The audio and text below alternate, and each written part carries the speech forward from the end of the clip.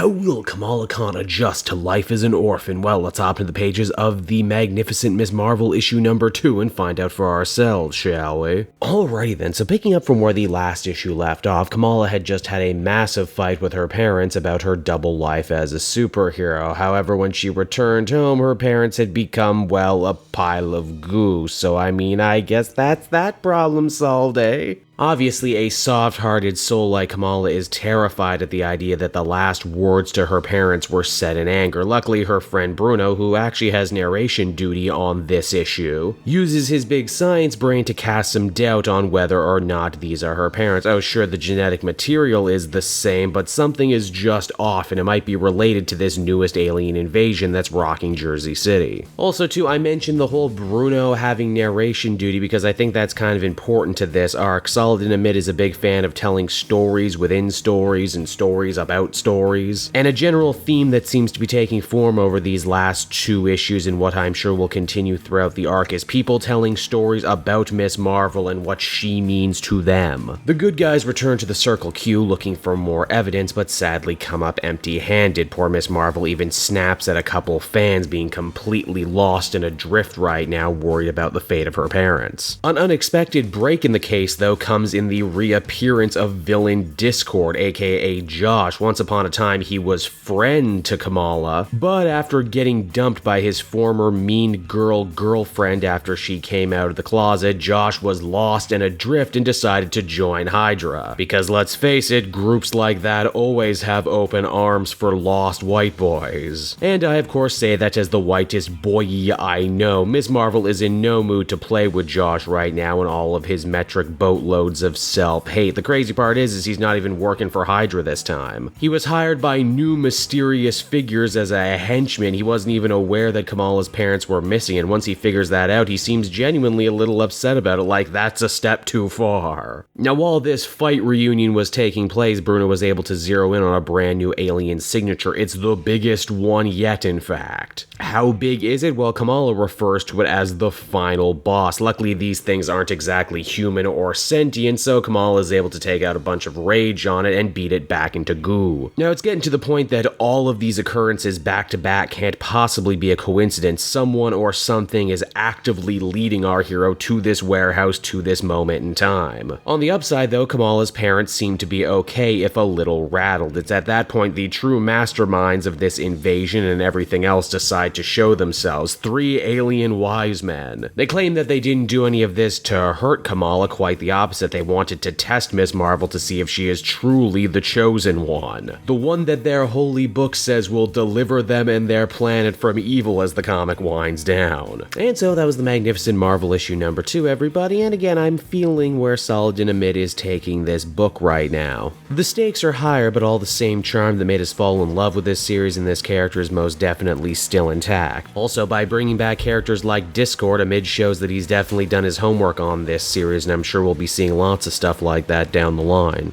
Also, I'm pretty sure this whole story within a story thing wherein Kamala finds herself being the kind of religious prophet to a group of aliens is, definitely intentional, and I get the feeling a Muslim superhero is going to have an interesting take on this situation. Overall, I'd give this one an 8 out of 10. Hey there everyone, it's your old pal Cape Joel again. I want to thank you so much for watching to the end of the video. I hope you enjoyed what you saw, and if you did, why not take a closer look at some of these other videos I have available from the channel. Then you can follow me on Twitter and Facebook at Cape Joel so you're always up to speed on what I'm doing next. And hey, if you're in a supportive mood, why not check out my Patreon page? Patrons get exclusive access to videos and content before anyone else, and you can do so for as little as $1 a month. I would really appreciate it, and with that, I will be sure to be back again next time with even more great comic content that smacks of greatness. Bye-bye, everyone.